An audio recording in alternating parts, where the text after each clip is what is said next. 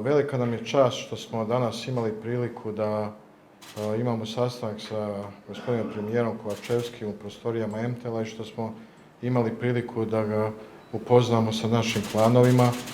Ja bih stvarno još jednom zahvalio i velika nam je čast, stvarno izuzetno što smo imali tu priliku. Moram da kažem da je Telekom Srbija od početka rada zadovoljan radom naše kompanije u Severnoj Makedoniji. Trudimo se da joj maksimalno pomognemo i trudit ćemo se pogotovo u sljedećih godinu dana da uložimo značajnije u njen razvoj.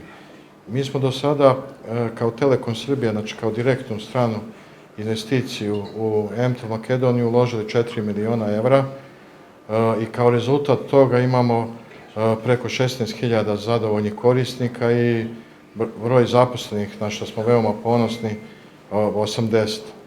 I baš zato što je taj početak bio uspješan, odlučili smo da u sljedećih godinu i pol dana opet kao direktnu stranu investiciju, to je kao Telekom Srbije, uložimo dodatnih 50 miliona evra u MTEL Makedoniju, što će doprinijeti ulasku u MTEL Makedoniju izgradnju dela optičke infrastrukture i mislim da ćemo time povećati konkurentnost.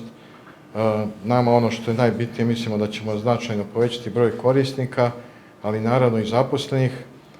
Nama je broj zaposlenih veoma bitan. Mi strateški smatramo da broj zaposlenih u tom delu naših telekomunikacijskih firmi do korisnika treba da bude značajan kako bi se korisniku izašao u susret i osim tih 50 miliona evra, ponavljam opet, direktnih stranih investicija, zato što će MTEL sav svoj prihod vraća faktičku investiciju, tako da je ovih 50 miliona faktički nešto što direktno investira Telekom Srbija, rezultirat će prijemom minimalno 200 novih zaposlenih u sljedećih godinu i pol dana koji će biti deo MTEL firme. Još jednom bih se zahvalio premijeru. Ja našoj firmi poželeo uspješan razvoj. Hvala.